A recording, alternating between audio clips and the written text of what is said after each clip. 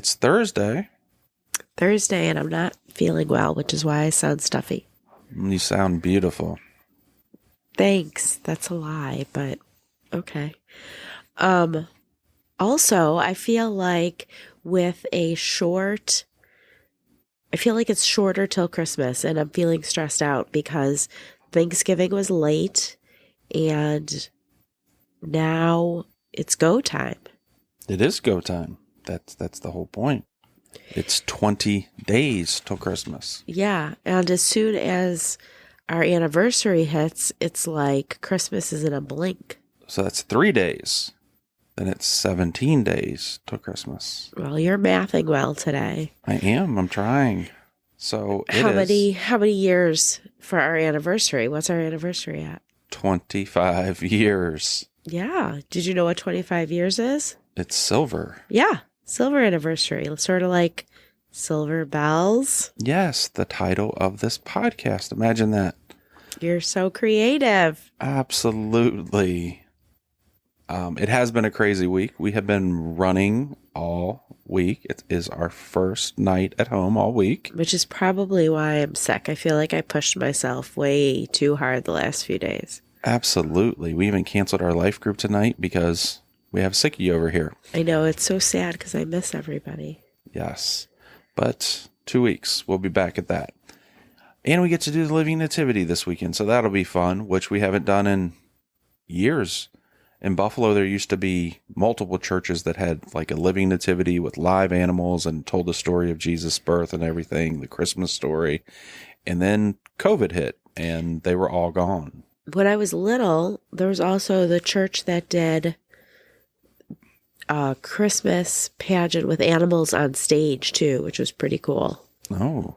But they stopped that, I think, when you moved to Buffalo. I mean, before that. So you didn't get to see it. Oh, it wasn't because coincident. Of me. No, it wasn't because of you. Okay, good. It was just around that time, I think. So anyway, silver. You want to talk about?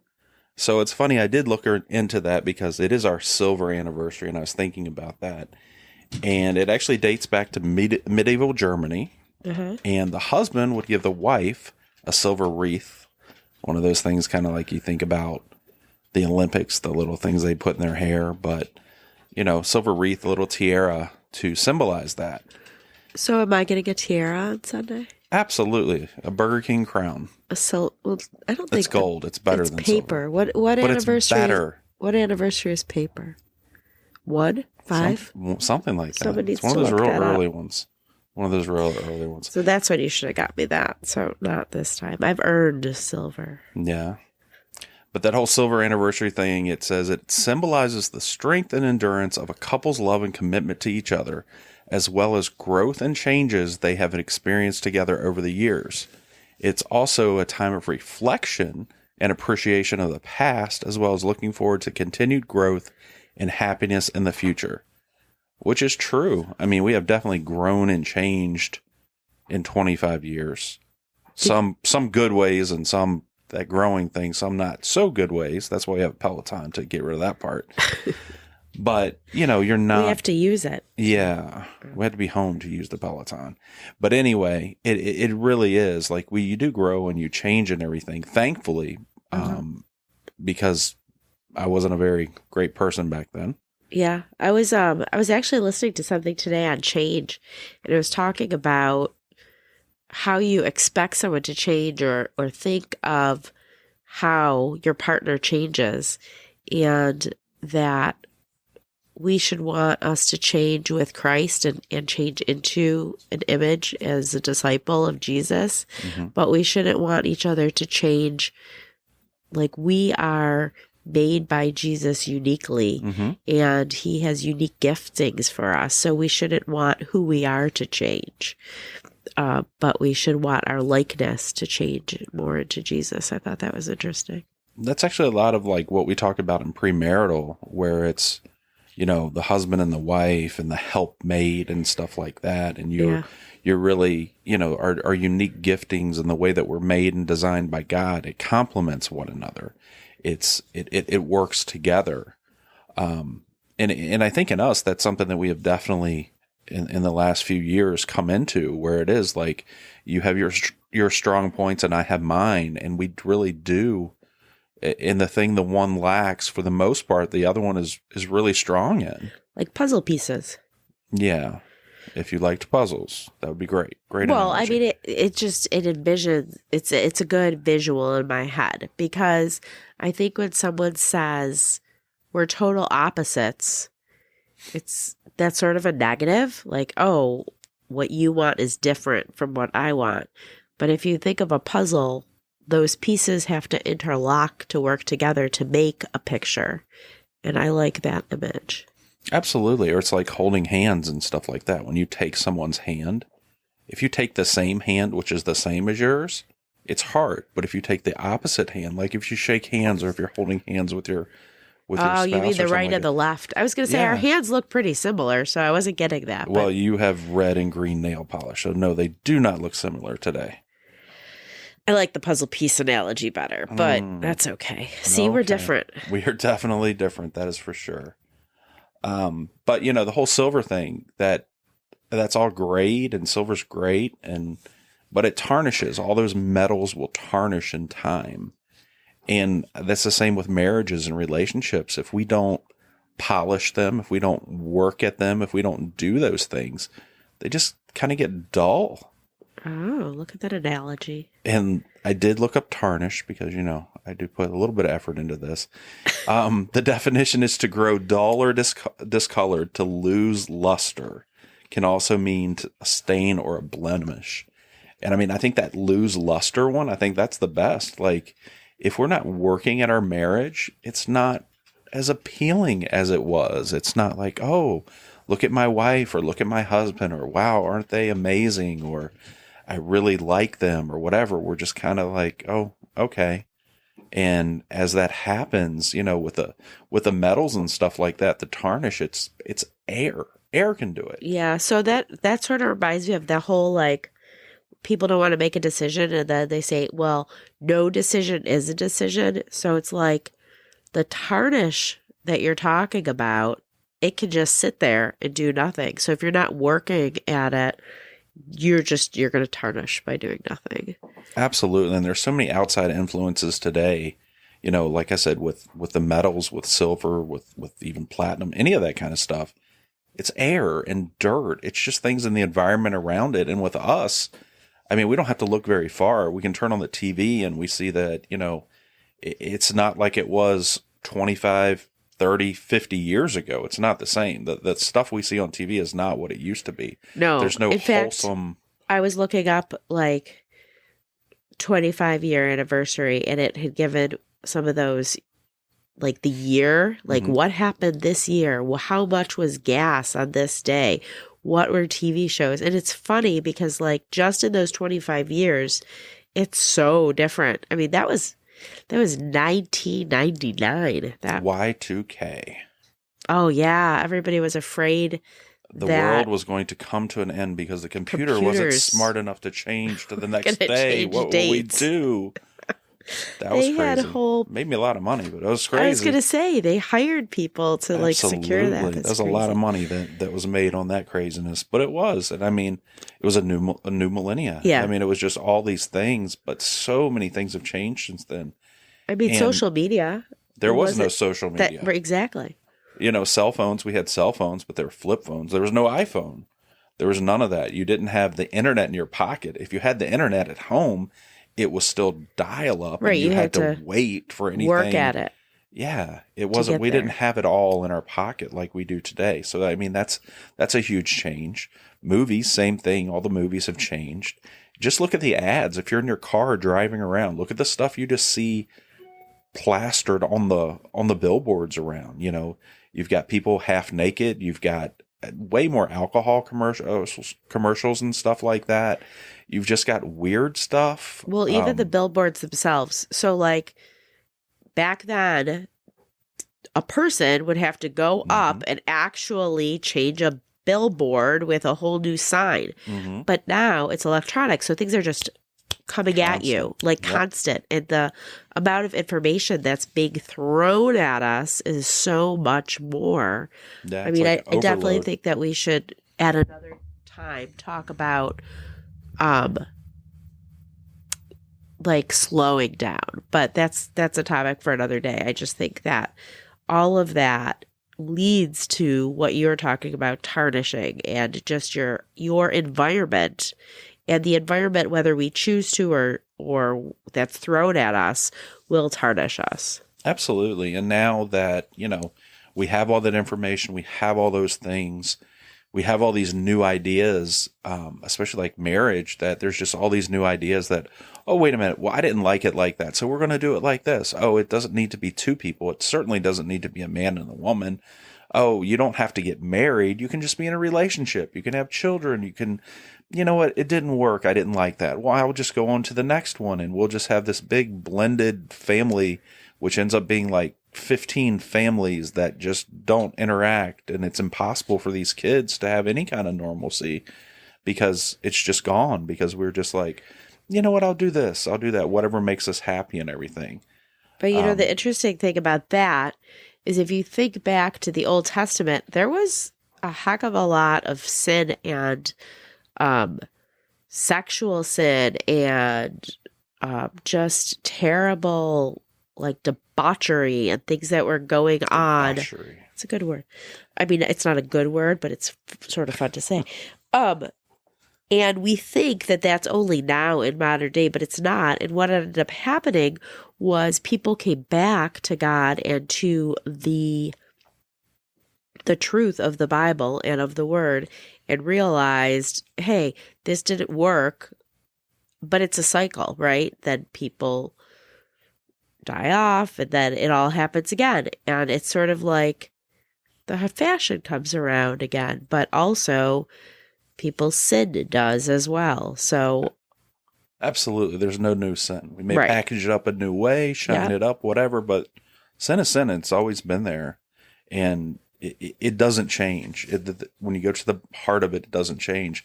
And it's funny, like you say that, if you just go back to the Bible and look at those things, look at like Babylon, Sodom and Gomorrah, those places, they're just gone.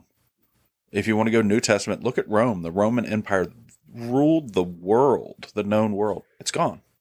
Well, I was reading something about Revelation, and it said the United States is not really mentioned in Revelation if they're trying to assign countries to the different churches and places in Revelation. So it's possible that the United States will be gone then, but Absolutely. But we have all those things that influence us. There's things just in our day, like porn. How about complaining? Like just the environment that just happens over and over again in workplaces and stuff like that, where you just, or, you go out with your friends or whatever. It's like, oh, my husband's this, or my wife, I can't stand them. They can't do this. And it's that attitude where it's like, oh, it's kind of like Pandora's box. Once it's open, everybody just jumps into it and everything. And it's just over and over. You're saying those things. And even if you're not saying them, you're listening to them. And then as they naturally move forward, and you know what? Well, this person got a divorce. And then this person got a divorce. And then this person. And every time you see that happening, it kind of runs in circles. And a lot of it is, the people may be unhappy in their relationship or whatever it is, but that can be a catalyst to see, oh, look at her, well, or him. And now they're happy. They're following their dream. If I just do this, I'm going to be happy too, and I'm going to do it. So it's just that. Well, I think it's also, like you said, environment. Well, going back to that word, this is another way where you could say it's environment. The people that you allow to pour into you Yes, will influence you. absolutely. Whether you want that or not, you will be influenced. So you could be the influencer of people, which is great. Jesus did not only surround himself with people who were godly. Obviously, he did live near sinners and interact with them, but did he allow them to speak into his life? No. And we need to be very careful about those circles and about the environment that we are in, because very easily it will attract us. So like you mentioned porn, you mentioned complaining, you mentioned divorce. Mm-hmm. There's so many more things that could influence your environment, by your environment. Absolutely. And it could just be like the innocent things like, you know what, I don't get what I need at home from my husband or wife, but this person I work with, or maybe it's online, someone that you've known before, and it's like, you know what, they give me the attention that I feel like I need. And it can start off innocently enough, but in doing that and having that opposite sex emotional attachment there as it grows, you're doing your marriage a disservice with that and everything else. And that can be the catalyst for all those other things too. It's like we see things like veiled. We don't really take them for what they are. We're like, oh, it's just a conversation. Right. Oh, we're just talking to our friend. It's not a bad thing. Oh, I'm just going drinking this week and I'll just do it once a week or whatever it is. It's like, oh, well, you know what? Yeah, it was porn, but the girl just took her shirt off. It was nothing worse. But see, or it's just a movie. It wasn't like that kind of movie or something like that. But we're still putting those images and those thoughts into our minds and our hearts. And that's why, and we should talk about this maybe another time, but that's why you really do need to be proactive and safeguard your marriage from those things. So talking about those things ahead of time before you're in it is really helpful. And I think, like there are definitely things that you could put in place and agree with your husband about. That's why communication is really important as well. But all good examples of environment and tarnishing. Absolutely. And I think the other thing is, we literally have two choices. We can either pull heaven down or we can pull hell up. And if we don't have to pull hell up, it'll pull us down. So if we're not constantly reaching up and trying to pull heaven down and doing those things to becoming a disciple and working towards Jesus. And in marriage, one of the biggest, easiest ways to do that is to have people with positive marriages around you. You need to have people that are influencing you, that are doing life around you with the same goal, with the same end game, and not just going through life blindly at any whim. A lot of time we talk about that with like marriage mentors and stuff like that. You want people in your life that you can count on, that you can come to. Hey, if you're having a bad day, don't go to the people at work. Don't go to the people, your old friend or whatever. Sometimes maybe, but in general life, if those people don't share the same beliefs as you, if they don't share the same belief on marriage, if it's not a covenant to them, if it's just like, oh, I'm in love and I got married, well, then that one didn't work, so I'm on to the next one, or I don't need that guy or that girl or whatever it may be. You have to have those same values, and that's the people you need around you. That's the people who should be speaking into you. I think that you said sharing the same beliefs as you. Also, there may be some baby Christians or people who are just getting married or who don't really know what to believe, what their belief is, what they just know that they're on the wrong path. So I think in that case, you don't have to analyze it and say, oh, wait, do we share the same belief? Do we not? Because I think that sometimes also can get confusing. But you could say, okay, is that the kind of marriage I strive to have? And use those people as a mentor, because that's a nice, easy question that you can answer. You could say, do they have a strong marriage? And is that where I would like to be? At least even, there's always going to be people that you're just going to be seeing the highlight reel and not know if they have a strong marriage. But very quickly in talking to people, it will become evident in their actions. And I think that's really good. And I think the other part that we kind of forget, like we're on the other side of it now, not 100%. The other side of what? Well, we're definitely not newly married. No, we've got 25 years, but I will, honestly tell you, there's nowhere near half of those being happy, great, good years.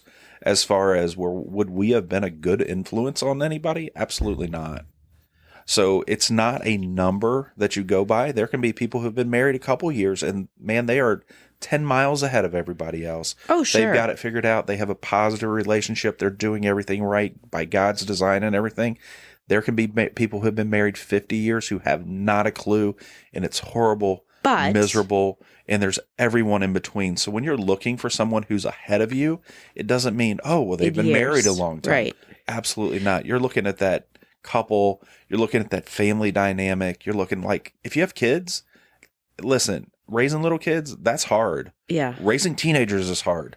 Yeah. I would never go to anyone for parenting advice that doesn't have kids that are older than mine.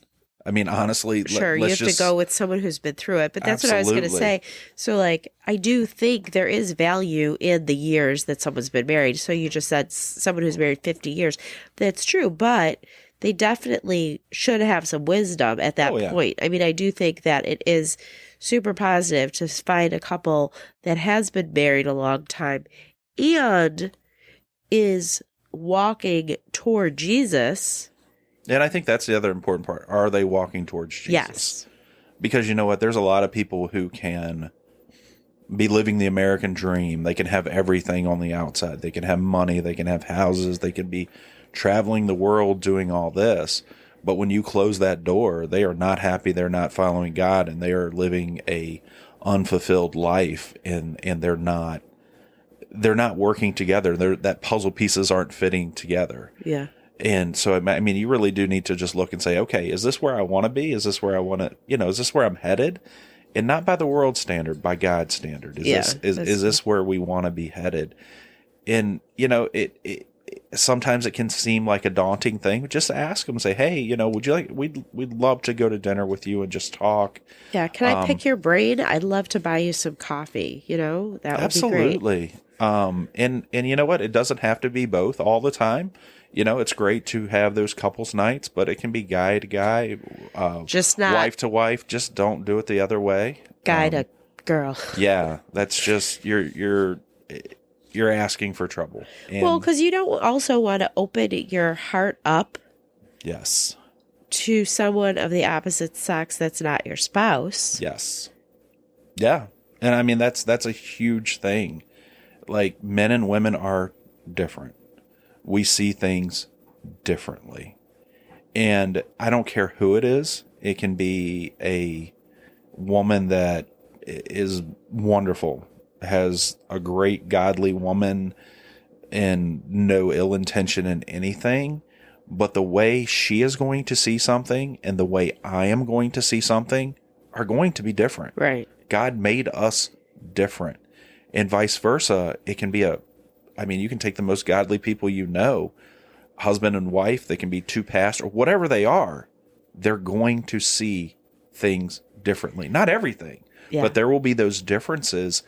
And you need someone on your side that, you have those similarities. If you're really oh, I really wish I knew what so-and-so's wife thought about this or whatever. If you're the guy, you can all get together, or maybe it's a couple with that's okay. Or a group text. Absolutely. We do that all the time. Like, I'm not saying that if there's a question about something, or if someone has a question about a group or anything, that the husband and I sometimes don't, like, he has a question, I'll text them back. I don't usually include you on every single one of those.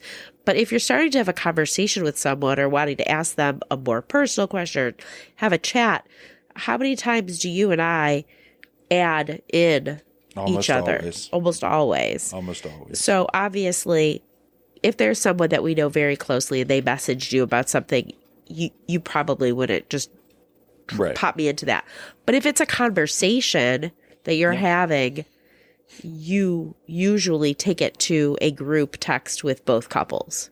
And that's just a pure, it's a safeguard, number one, and it's a respect thing too. Consideration, Consideration, respect. Yeah. If you're the guy, it's respect. If you're the girl, it's consideration. Right. Like, it's just you just don't do that. And it doesn't have to be weird. Like, you don't even have to say, "Oh, I'm sorry, I can't text you one-on-one." No.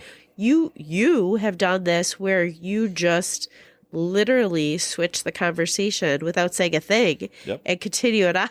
Like, you don't even anything. Add and go. And sometimes you'll screenshot what was said so that prior, so you know what. Yeah. So that, or in that group. And maybe the other person thinks it's weird, but maybe not. Like, we don't know. But we've done that. Absolutely. But those are the people you want speaking into your lives. You want the people who are ahead of you. The other side of that, you want those people behind you. You want to be speaking into other people. That's what it's all about, as Leaving we a legacy. I mean, that's part of leaving a legacy. absolutely, it's not just kids. Yeah. Kids are a huge part of it, but Yeah. it's not just kids. And they don't all have to be married. There's single people out there too. Oh, yeah. You know, Jesus did life with everyone.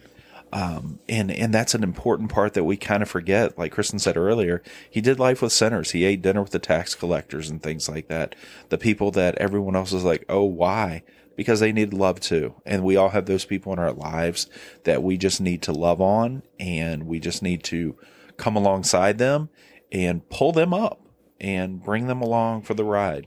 And I think more than anything that we've talked about, any kind of like, suggestion on how to find this mentor couple or how to find someone to talk to, just sit down and pray for it, because Yes. God will put those people in your path. I feel that time and time again, we have prayed to be used by God and said, we don't want to just have friends, which we do because that's important, but we want to be used by you. So put the right people in our path, and he will. Like, he'll put those people in your path that you will be like, wow, I really have something to offer these people, or wow, they are so great for me to have as friends, or I can learn from these people. They're definitely put in my path for mentorship. And the other side of that, and I say this all the time too, we do a lot of stuff with couples, we do stuff with groups, we do discipleship, we do premarital, we do a lot of stuff and a lot of people. I don't think I've ever been in any of those conversations or relationships or settings where it may be the least of those people, as far as it was one you would be like, oh, well, they've got a lot of wisdom. They will pour into you as well. God uses all those people to pour into you, to give you perspective, to give you things too. So don't think just because if you are the mentor couple, don't think that you have nothing You're not going to learn, because you will be amazed when you open your mind and just allow God to speak in and through you and through the people you're talking to. And those people, like, just look around at church. Like, we're going to tell you that every time, if you need to have those hard conversations with your spouse, if you're going through some stuff, you need those people you can talk to and rely on. And you need those people who are going to give you sound advice, biblical advice and stuff like that. Don't go to your parents. Don't go to your brother, your sister, or things like that. Those relationships are great, absolutely. But as soon as you start talking about something, an issue in your marriage or something like that, that's trying and it's weighing on you, you may get over that and move forward, but those people, it'll always be in the back of their mind. And when something happens, they'll be the first to bring it up. And they can be the best of people and everything and have the absolute best of intentions. But there are some things we do and some things that we say that we just cannot take back. And we don't want to put anything that's going to be a wedge between our spouses and our family, our parents, or anything like that. And same thing with kids. Do not have those conversations with your kids. You can be having all the problems in the world with your husband, or with your wife, whatever it may be.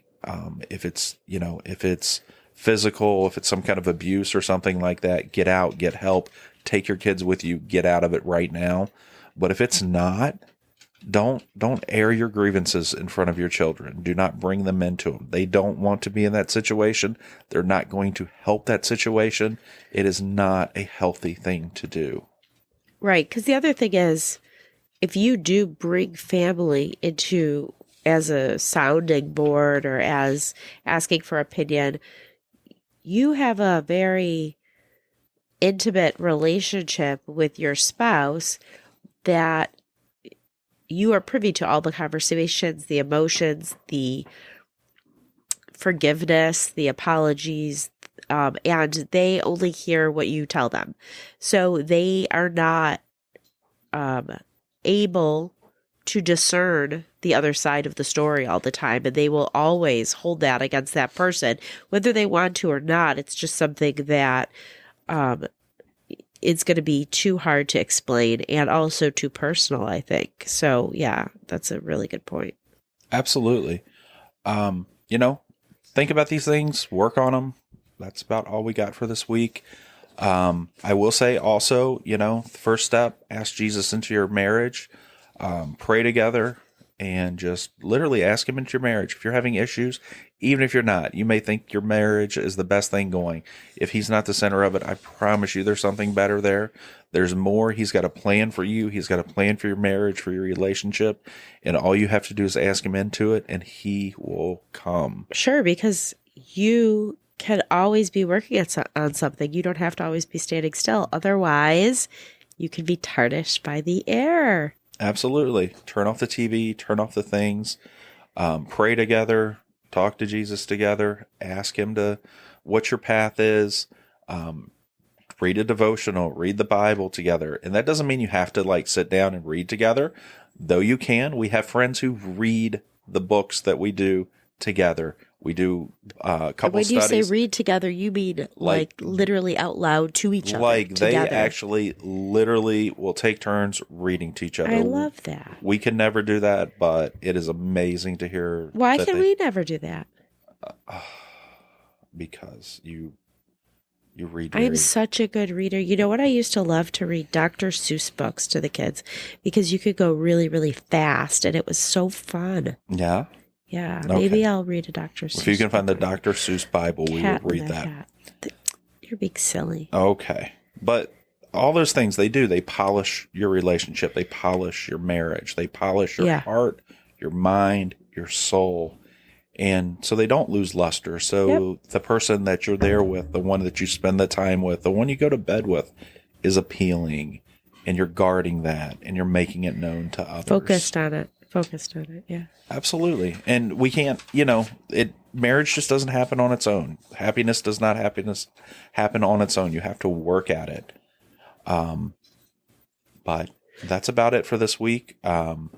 We have our anniversary this weekend. We have no idea what we're doing, but I thought we fun. did know what we were doing. Maybe we might go to Canada, but I don't know. That's what we were going to do. We'll see. Okay. But we also have our 2025 retreats. Yes. They're all up and ready to go. That's so exciting. You can click on the website in the show description below, and it'll take you to our website. You can hit retreats. It'll tell you all the dates. Kristen's going to go through them real quick, but we do have openings at all of them. The first one's in January, our Vision Retreat. Yep. But we have them all through the year. You can also email retreats@marriageinthebuff.com for more info. And Kristen will give you the dates. Yeah, so the retreats is really one of my favorite things because we get to dig deeper into our marriage and we spend the weekend away from the distractions, just focusing on your spouse. The very first one, we still have a couple spots left. It's the Vision Retreat. It's coming up really soon. It's the end of January 31st to February 2nd. So there's only a couple spots left. It will be in Canada, in Ontario, not too far from the border, but that's important to add. And it's going to be $300 per couple. It's the Vision Retreat, like Kevin said, which really puts you in a good spot to plan for the year. And then the other dates, we have our May and July retreats, which are a mixture of camping and indoor retreats. That is May 16th to the 18th and July 18th to the 20th. Yep. And then our September retreat, we are not sure the location on that one. So that one's TBD, but that will be September 12th to the 14th. And then our late fall retreat is in November 14th to the 16th. And that is also location TBD. That'll be coming up closer to fall, probably. Absolutely. And we also will be at one of the marriage retreats, the marriage conference here in Buffalo in March, which will be a lot of fun. And we're heading down to Cincinnati to couples camp. Yep. We would love to have you guys join us there. We're leading a campsite, so we've got room for 5 or 6 couples with us. We do, and it'll be a lot of fun. We'll get more conference information out too when that comes up. Absolutely. Couples camp is amazing. Last year we went and they had like 675 other couples in the woods. Yeah, it was great. Off the grid, no phones, focused on Jesus and your spouse all weekend long. It was amazing. Yeah, our retreats are just about 4 or 5 couples together working on our marriage, but the couples camp is pretty dynamic. It's led by a very large church in Ohio, and people from all around come. So it's fantastic. Absolutely. But that's about all we got. You can always reach us online We look forward to hearing from you, talking to you next week. Have a great week. Have a great weekend. Bye. Bye.